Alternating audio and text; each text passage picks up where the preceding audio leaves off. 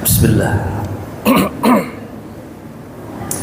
Wassalatu wassalamu ala sayyidina Rasulillah sallallahu alaihi wasallam. Ilahi anta maksudi wa ridaka. Assalamualaikum warahmatullahi wabarakatuh.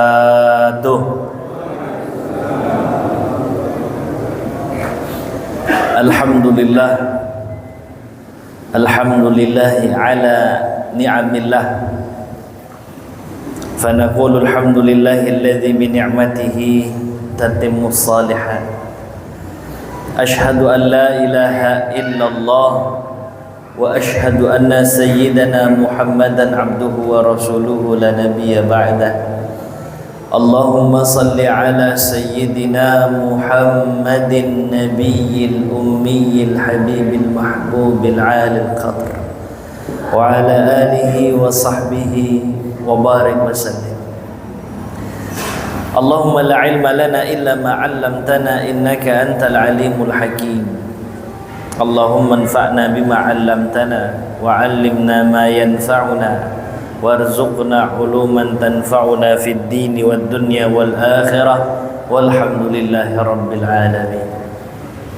Jemaah yang dimuliakan Allah Subhanahu wa taala, puja-puji syukur kita kehadirat Allah Rabbul Izzah atas segala nikmat, limpahan karunia yang Allah titipkan dan Allah berikan kepada kita semua.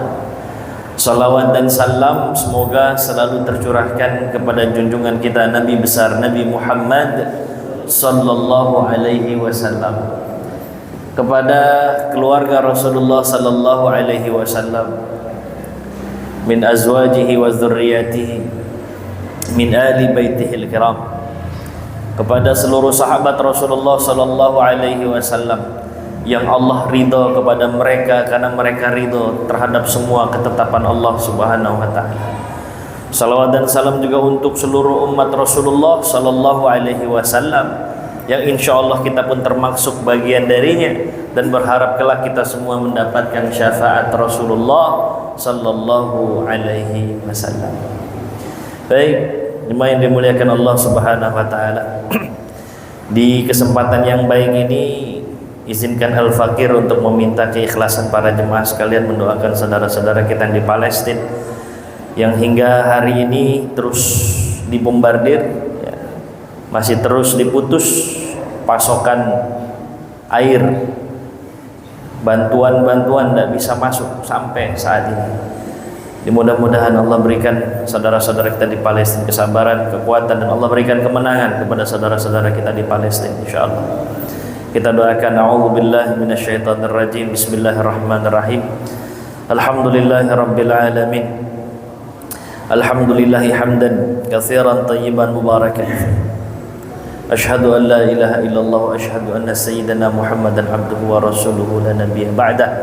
اللهم صل على سيدنا محمد في الأولين والآخرين اللهم صل على سيدنا محمد في كل وقت وحين اللهم أعز الإسلام والمسلمين وأهلك الكفرة والمشركين أعداءك أعداء الدين من الصهيون الملعونين اللهم شتت شملهم ومزق جمعهم وزلزل أقدامهم وفرق جمعهم اللهم انصرنا يا الله فإنك أنت خير الناصرين وافتح لنا فإنك أنت خير الفاتحين واغفر لنا فإنك أنت خير الغافرين وارحمنا فإنك أنت خير الراحمين واهدنا ونجنا من القوم الظالمين اللهم انصر إخواننا المستضعفين في فلسطين اللهم انصر إخواننا المجاهدين في غزة اللهم انصر إخواننا المستضعفين المحبوبين في كل مكان يا الله يا رحمن يا رحيم انصرنا يا الله انصرنا يا الله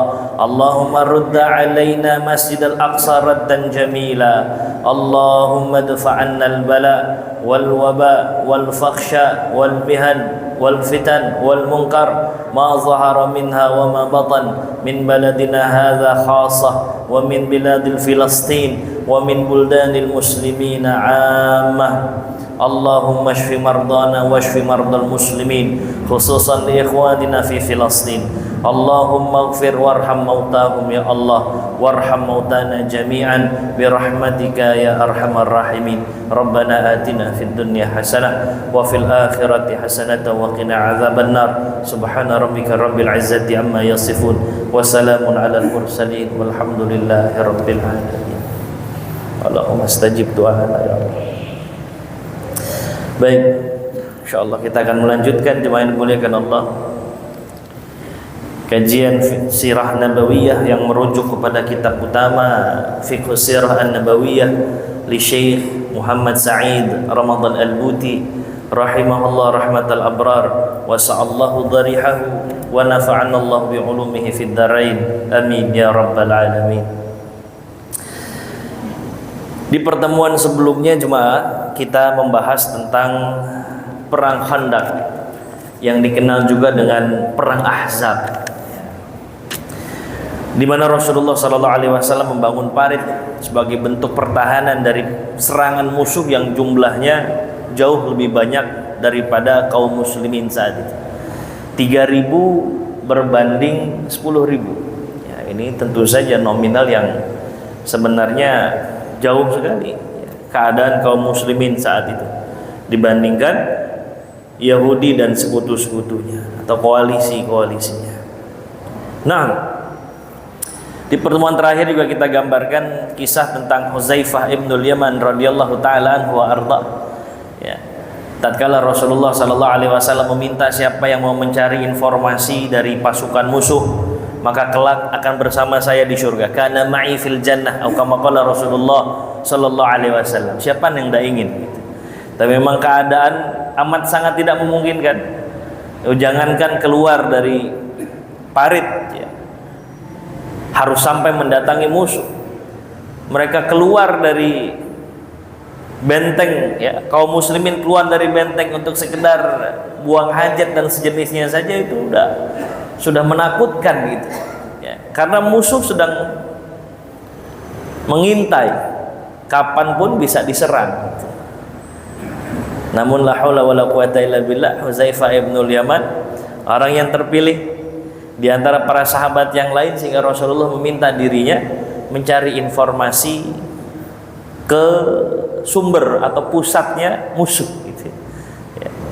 Dan Masya Allah, Huzaifah datangi camp musuh, dicari informasi. Ternyata disitulah beliau mendengar langsung perkataan Abu Sufyan, pimpinan pasukan, yang mengatakan, ini udah cukup kita nyerang Muhammad dan kaum muslimin ya. Kalian lihat bagaimana kemah-kemah kita ini hancur porak-poranda karena Allah ngirimin angin kencang ya. Kalian juga lihat kita nggak bisa untuk masuk meringsak ya, ke pertahanan benteng kaum muslimin. Tambah lagi orang-orang Bani Quraisyah sudah mengkhianati kita, maka nggak ada alasan kita untuk terus berada di sini. Saya pulang, kalian pulang gitu. Maka Abu Sufyan memutuskan untuk pulang ya. Nah, jadi perang Khandaq ya, berhasil kaum muslimin mempertahankan wilayahnya ya, tanpa ada yang cedera sedikit pun ya. Ini berkat ya, pertolongan Allah Subhanahu wa taala, berkat juga masukan dari Salman Al-Farisi yang merekomendasikan Rasulullah bangun parit itu ya, sehingga mereka yang belum pernah ada pengalaman melawan musuh yang ada paritnya ya nggak bisa berbuat apa-apa ya. Nah, jemaah yang dimuliakan Allah Subhanahu wa taala, pada saat perang berlangsung itu ternyata ada satu hari, satu momentum di mana Umar bin Khattab keki betul ya. Umar harus berjaga-jaga bersama kaum muslimin yang lain, sementara orang-orang musuh nih berusaha betul untuk bisa melewati parit itu ya. Sampai saking Umar ini mawas diri supaya nggak kecolongan ada dari musuh yang bisa meringsak masuk ke dalam benteng kaum muslimin, sampai sholat asarnya kelewatan. Dan Umar bin Khattab kiki betul. Beliau ini salah satu orang yang menjaga sholat sampai nanti akhir hayatnya. Ya. Karena beliau mendengar langsung dari lisan Rasulullah Sallallahu Alaihi Wasallam tentang keutamaan salat, begitu. Ya. Nanti menjelang wafatnya Sayyidina Umar saja itu, ketika beliau mendengar ada kata-kata salat dalam keadaan yang terluka saja, beliau masih memaksakan diri untuk bangun, untuk sholat. Kata orang-orang di sekitar beliau, tenang ya Amirul Mukminin, engkau ini dapat keringanan dari Allah karena engkau terluka. Ini menjelang wafatnya beliau, dalam keadaan perut yang bolong, ya, usus yang keluar, yang kalau beliau diberikan minum, airnya keluar dari ususnya itu, Pak, sobek ususnya itu. Tapi begitu mendengar as-salatu ya Amirul Mukminin, itu langsung minta didudukan dan minta untuk diwudukan. Terus beliau salat. Amirul Mukminin, sudah, engkau dapat keringanan, rukhsah kan namanya kan. Kita nih Pak, dapat keringanan dalam agama. Tidak bisa kita berdiri dalam sholat karena ada hal-hal yang kemudian kita nggak sanggup, dibolehkan kita untuk duduk. Duduk kita tidak bisa, boleh kita sambil berbaring.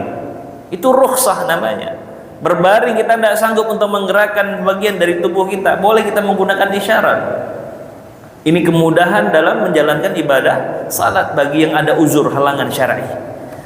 Umar masuk kategori itu. Tapi kata beliau, la hadza fil Islam. Ya. Tidak ada nilainya dalam Islam mereka yang meninggalkan atau menyia-nyiakan salat. Saking beliau menghargai salat itu. Kita juga pernah ceritakan bagaimana Umar bin Khattab radhiyallahu an, gara-gara dia ngecek dia punya kebun, sampai beliau lupa untuk mengimami salat. Begitu datang, jemaah udah bubar. Ini bukannya nggak salat di masjid, bukan, dia telat datang ke masjid. Jemaah udah bubar, sementara biasanya ya khalifah yang memimpin salatnya kaum muslimin.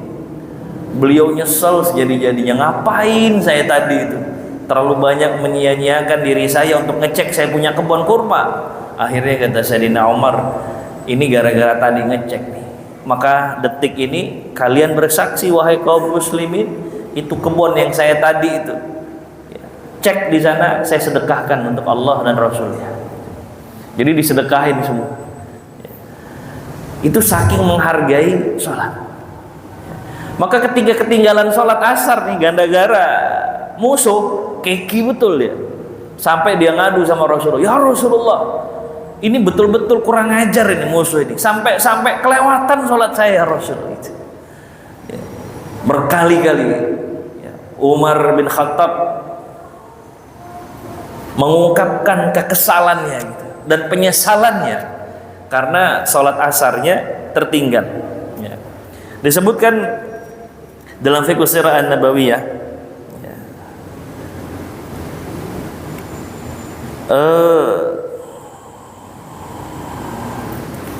ya Rasulullah, makidu usalil asr hatta kadati syams taghrub. Qala an-nabi sallallahu alaihi wasallam, wallahi ma salaituha. Terus Rasulullah bilang, Umar, tenang, kata Rasulullah. Saya juga belum sholat, kata Rasul. Kita ini disibukkan sama musuh. Jadi ada uzur syar'i. Ya. Kita disibukkan sama musuh, saya aja belum sholat, kata Rasulullah. Maka setelah itu Rasulullah Sallallahu Alaihi Wasallam mengajak Umar dan kaum muslimin yang lain untuk mengambil wudhu, baru setelah itu salat, dan salatnya digandeng, diqadha. Ya. Salatnya diqadha. Rasulullah salat dulu yang tadi tertinggal karena masih ada waktu yang panjang, baru setelah itu Rasulullah salat maghrib. Ya. Karena ada satu riwayat menceritakan Rasulullah kelewat salat zuhur dan asar. Sebagian riwayat lagi Rasulullah kelewat asarnya saja. Ya. Tapi ala kulli hal, salat yang tertinggal itu diqadha oleh Rasulullah Sallallahu Alaihi Wasallam. Jadi disyariatkannya kita, kalau tertinggal salat kita karena adanya uzur syar'i, maka kita mengqadha salat. Ya. Mengqadha salat. Kemudian Syekh Muhammad Sa'id Ramadan Al-Buti, mualliful kitab, pengarang kitab ini, memberikan beberapa poin-poin terkait hikmah dan pembelajaran di balik perang Khandaq. Ya. Yang pertama, Ini adalah peperangan di mana sumber dari musuhnya adalah golongan orang-orang Yahudi. Mereka yang sakit hati kepada Rasulullah Sallallahu Alaihi Wasallam karena terusir dari Bani Nadir. Jadi seperti yang kita pernah bahas, di Madinah itu ada 3 komunitas besar kaum Yahudi. Yang pertama Bani Qainuqa diusir karena khianat kepada Rasulullah Sallallahu Alaihi Wasallam. Yang kedua Bani Nadir, ini juga diusir karena berkhianat kepada kaum muslimin, berkhianat kepada Rasulullah Sallallahu Alaihi Wasallam. Memang track recordnya berkhianat. Yang ketiga Bani Quraizah, ini pun nanti berkhianat kan kepada Rasulullah Sallallahu Alaihi Wasallam. Bani Nadir setelah datangi Quraisy, setelah datangi Ghatafan, datang kepada Bani Quraizah yang tadinya damai-damai saja sama kaum muslimin. Diiming-imingi wilayah, ayolah gabung, kita pasukan udah banyak nih, nggak kurang dari 10.000 dari Quraisy dan Ghatafan, apalagi ditambah dengan pasukan kita, menang udah. Kaum muslimin cuma 3.000 orang, menang kita. Kalau kita menang, ini wilayah buat kamu, ini wilayah buat saya. Akhirnya dapat iming-iming seperti itu, berkhianatlah Bani Quraizah. Nah, ini pengkhianatan demi pengkhianatan yang berlaku. Terus ibraz zaman, di setiap zaman. Kata Syekh Ramadan Al-Buti, pengkhianatan Yahudi gak usah saya ceritain lagi di sini. Emang selalu kayak begitu. Dia punya karakteristik khianat, salah satunya. Dia nggak peduli dengan perjanjian-perjanjian. Sampai sekarang kayak begitu. Ada perjanjian wilayah-wilayah yang sekarang nih, yang kontemporer. Udah ditentuin wilayahnya sekian. Tapi untuk mereka merusak kesepakatan itu mudah saja bagi mereka. Dibangun pemukiman ilegal, sikat 1 hektar. Udah karakteristiknya seperti itu. Nah, jadi ada 3 yang besar berkhianat kepada Rasulullah Sallallahu Alaihi Wasallam, termasuk Bani Nadir, yang sebenarnya saat itu kondisinya adem ayem sama kaum muslimin, tapi diprovokasi sama Yahudi lain dari Bani Nadir. Nah, itulah yang terjadi. Jadi sumbernya adalah Yahudi. Nah, lantas kemudian mengumpulkan al-ahzab wa jama'ul jumu' wal ahzab, mengumpulkan, dihasutnya orang-orang Quraisy juga orang-orang Ghatafan. Sampai lantas kemudian mereka berkhianat, terutama dari Bani Nadir. Hirsuhum ala hayatid dunya.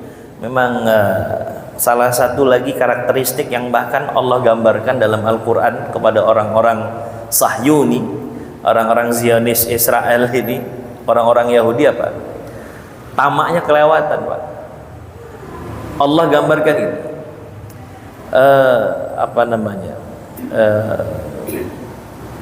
Wala tajidannahum, a'udzubillahi minasyaitonir rajim, wala tajidannahum ahrasan nasi ala hayati wa minal ladzina asyraku. Itu untuk Yahudi itu ayat. Kelak kalian akan melihat setamak-tamaknya orang untuk mendapatkan kehidupan di dunia itu, yaitu pada orang Yahudi. Bahkan mereka lebih tamak dari orang-orang yang menyekutukan Allah Subhanahu wa taala. Sampai digambarin kayak gitu sama Allah. Makanya nggak heran tuh orang Yahudi sampai sekarang kayak ini, karakteristik yang digambarkan sama Allah. Mereka caplok lagi tanahnya, caplok lagi tanah Palestina, caplok lagi karena nggak ada habisnya sebelum mereka benar-benar bisa menguasai Palestina. Mudah-mudahan Allah kasih kekuatan sama penduduk Palestina, insya Allah. Jadi dari dulu udah begitu karakteristiknya. Nah, jadi kita mawas diri. Karena sifat-sifat itu juga berlaku kepada selain Yahud. Kalau itu terjadi kepada orang-orang Muslim, maka itu adalah bagian dari nifak seorang Muslim, munafik. Kalau ada perjanjian gampang dilanggar, kan kalau Muslim tuh dikategorikan tuh munafik. Iza wa'ada akhlafa, sama. Makanya nanti Yahudi sama munafik tuh dekat sekali. Antara orang-orang Yahudi dari Bani Qainuqa, nanti Bani Nadir, sama pasukannya Abdullah bin Ubay bin Salul, tokoh munafik itu kan dekat sekali itu. Saling support mereka. Sifat-sifat itu bisa saja menempel kepada seorang muslim. Seorang muslim yang menempel sifat-sifat buruk tadi, ya sifat-sifatnya orang munafik lah itu. Ya. Ada janji, nah, gampang untuk dilanggar. Ya. Kalau dikasih amanah, wa iza u'tumina khana. Ya. Mereka berkhianat. Ya. Orang-orang yang tamak terhadap kehidupan dunia, ya ada juga dari muslim, ya. Tapi ini Allah sedang menggambarkan karakteristik orang Yahudi.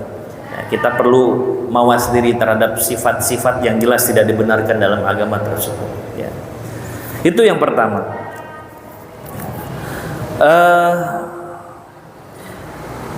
Terus kemudian Syekh Muhammad Said Ramadan Al-Buti mengatakan bahwa ketika mengambil keputusan dari ide seorang Salman Al-Farisi, ini menggambarkan bahwa kaum muslimin ini punya kebebasan untuk mengambil ide-ide yang baik, ya. Ini masalahnya masalah akal salim, akal yang salim, ya. Rasulullah ngajak musyawarah, diambillah ide Salman Al-Farisi. Jadi nggak ada diskriminasi di sana. Gara-gara Salman bukan orang asli Arab, bukan penduduk Mekah maupun Madinah, terus dianaktirikan, nggak begitu. Ya. Ketika idenya bagus, kaum muslimin membuka tangan lebar-lebar. Ini satu terobosan yang luar biasa gitu. Ketika kemudian bisa diterapkan, ada kemungkinan diterapkan, tidak melanggar norma-norma syariat, ambil gitu. Selama itu adalah baik. Ya. Jadi akal yang salim dalam Islam memang nggak ngambil ngikutin orang lain itu membabi buta, nggak begitu, ya. Tapi menganjurkan untuk mengambil nilai-nilai kebaikan yang bisa diterapkan. Jadi nggak kolot juga gitu. Kalau selama itu baik, ambil. Terus kemudian dari kejadian perang Khandaq ini kita bisa melihat bahwa salah satu dari pondasi agama kita adalah al-musawah, persamaan, ya. Semua sama di mata agama, namun yang membedakan nanti di hadapan Allah adalah ketakwaannya, ya. Rasulullah SAW mencontohkan persamaan itu ketika sama-sama menggali parit. Bukan karena Rasulullah seorang pemimpin terus Rasulullah nggak terjun ke lapangan, enggak. Justru Rasulullah punya andil yang lebih besar ketimbang sahabat yang lain. Begitu ada tempat-tempat yang sulit untuk digali, Rasulullah turun tangan. Ketika ada para sahabat gak mampu untuk menghancurkan batu-batu keras untuk dijadikan parit, Rasulullah turun tangan. Artinya semua sama, mereka bekerja bersama-sama. Rasul dan sahabat ini sama-sama kerja, sama-sama lapar, sama-sama makan. Itulah yang terjadi. Apa nggak cinta itu saat itu umat Rasulullah kepada Rasulullah SAW? Semua sama. Hanya saja orang-orang munafik yang selalu cari alasan. Kadang-kadang tanpa izin kepada Rasulullah SAW, main pulang ke rumah nggak balik-balik lagi gitu. Giliran urusan kerja izin pulang, bahkan ada yang nggak izin terus nggak balik lagi. Apakah kaum muslimin nggak ada yang izin pada Rasul? Ada, tapi begitu hajatnya selesai mereka balik lagi untuk membantu kaum muslimin yang lain, ya. Jadi berat sama dipikul, ringan sama dijinjing gitu. Betul-betul gitu. Rasulullah turun tangan, ya. Lapar bersama. Kalaulah sahabat itu sampai nahan batu yang diikatkan di perutnya, Rasulullah melakukan 2 kali lipat daripada apa yang sahabat lakukan. Sama betul, ya. Nggak harus lantas kemudian karena punya posisi yang lebih tinggi harus jauh lebih mewah ketimbang bawahan, ya nggak harus begitu. Ini al-musawah bainan nas, persamaan antara seorang pemimpin dengan rakyatnya. Ya begini dicontohkan oleh baginda Rasulullah SAW. Ini beda sama demokrasi. Kenapa? Karena asasnya umat Islam adalah ubudiyah, menghambakan diri kepada Allah Subhanahu wa taala. Ya. Baik. Ini penjelasan dari Syekh Muhammad Said Ramadan Al-Buti rahimahullah rahmatal abrar. Itu yang kedua. Ya, jadi persamaan. Ya. ngomong sama itu bukan cuma slogan doang. Kalau kita kebanyakan slogan, ya, semua sama gitu. Padahal prakteknya beda, ya. Kalau hukum juga begitu. Ini yang sering kita dengar saja, ya, karena kita nggak banyak berkecimpung di situ. Tajam ke bawah, tumpul ke atas, sering dengarnya begitu. Sementara ini semua sama. Jadi nggak cuma slogan. Al-musawah dalam Islam, ya, benar-benar asas yang memancarkan nilai-nilai dan prinsip agama. Al-musawah, persamaan, ya. Terus selanjutnya yang ketiga, wa fi hadzal mashhad izzah wa ibrah ukhra takshifu laka an mazharin nubuwah fi syakhsiyatin nabi. Kisah ini menggambarkan potret kepribadian Nabi Muhammad sallallahu alaihi wasallam, ya. Kita bisa lihat tuh gimana syakhsiahnya Nabi, bagaimana kepribadiannya Nabi dalam kisah Khandaq ini, ya.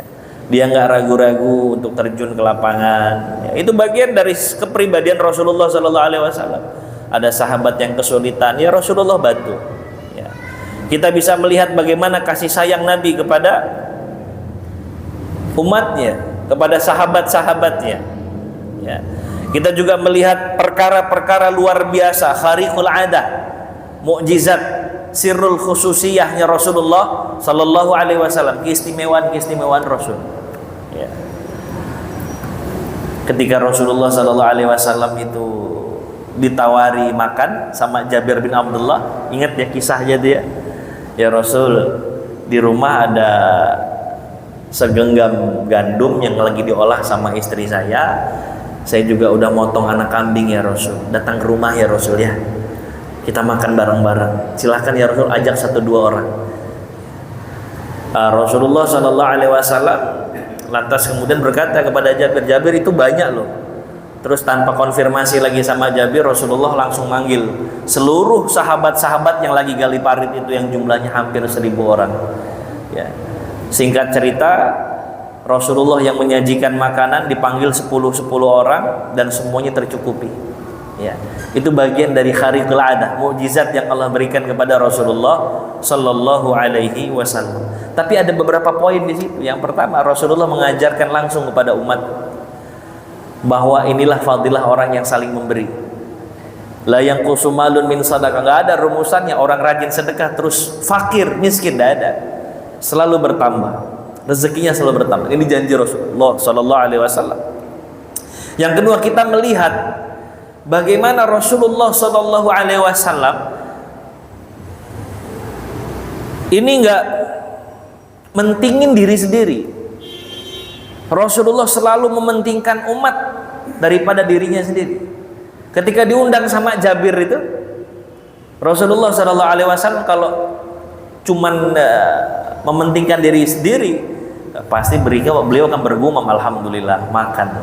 Kalau banyak yang makan, jatah makin sedikit. Tapi kan Rasulullah nggak begitu.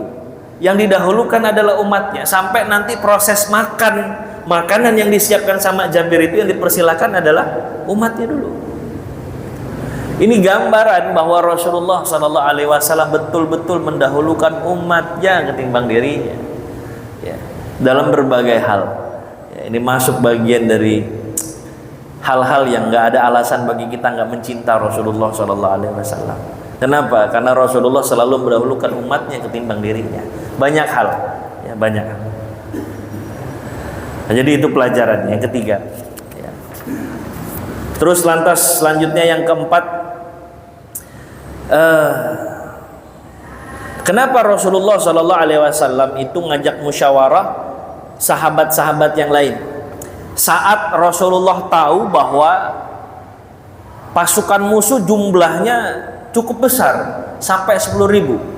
Kata Rasul, yang bikin banyak nih Bani Ghatafan, kaum Ghatafan yang sampai 6.000 itu. Maka Rasulullah nanya sama sahabat-sahabat yang lain, wahai sahabatku, kalau ini kita diserang, jumlah kita nggak sebanding. Saya punya ide, kata Rasul, dan saya florkan kepada kalian. Gimana kalau kita tawarkan kepada Ghatafan supaya nggak ikut-ikutan nyerang kita bersama Quraisy dan Yahudi? Apa yang perlu ditawarkan? 1/3 dari hasil Madinah akan dijual kepada satu pihak, yakni Ghatafan. Gimana menurut kalian?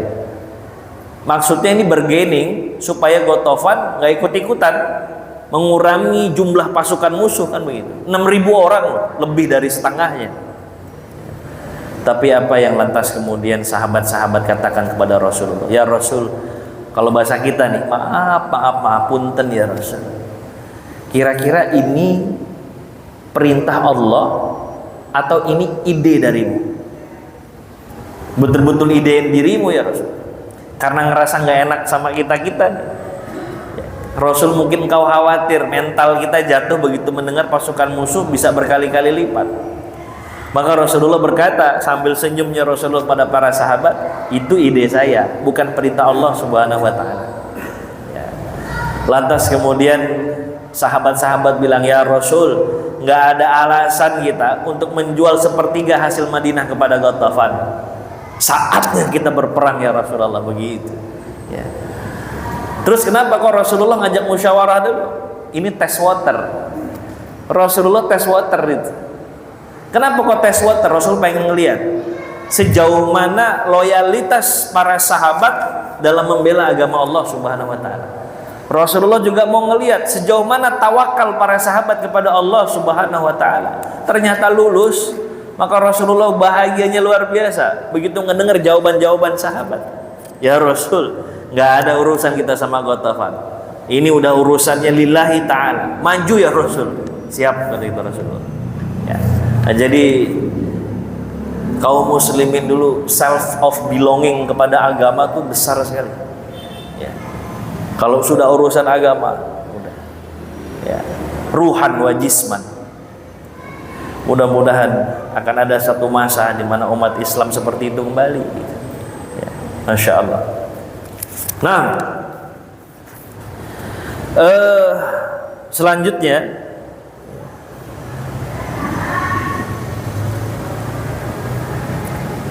dengan apa lantas kemudian kaum muslimin bisa mendapatkan kemenangan?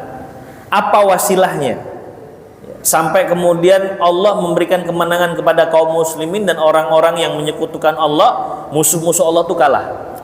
Kenapa kok bisa begitu?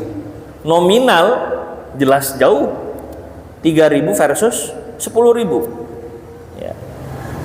Tapi kok kemudian Allah ngasih kemenangan? Apa wasilahnya? Disebutkan innaha wasilatut tadarru' ilallah wal ikthar minal iqbal alaihi bid-du'a wal istighasah. Karena besarnya ketundukan kaum muslimin kepada Allah Subhanahu wa Ta'ala dan betul-betul tawakal kepada Allah. Mereka nyerahin betul segala keputusan ketetapan kepada Allah, diiringi dengan doa istighasah, meminta kepada Allah yang nggak pernah putus. Baru mereka ikhtiar setelah itu. Ya. Fa idza azamta fatawakkal 'ala Allah. Maka ada sedikit koreksian dan evaluasi kepada orang-orang yang mengatakan setelah usaha kelihatannya mentok baru tawakal. Ya udah deh, serahin aja sama Allah gitu. Kan kebanyakan mindset kita begitu tuh. Ini udah usaha nih. Tahu-tahu usaha kita seolah-olah mentok gitu. Mandek. Ya udahlah, kalau gini urusan tawakal aja sama Allah deh, mudah-mudahan bisa lolos urusan. Padahal tawakal itu nggak di akhir seperti itu. Sejak awal, faiza azamta, begitu kau sudah punya tekad, saat itulah engkau tawakal kepada Allah Subhanahu wa Ta'ala. Konsepnya harusnya begitu. Sejak awal, irja'ul amri ilallah. Dari awal kita udah yakin bahwa kita akan melewati ketetapan Allah Subhanahu wa Ta'ala, maka serahkan kepada Allah sambil kita ikhtiarkan. Itu konsep tawakal. Jadi tawakal itu bukan yang berpasrah diri di akhir ketika kita ngelihat udah nggak ada jalan lagi, nggak begitu. Ya. Tawakal sejak awal. Ya.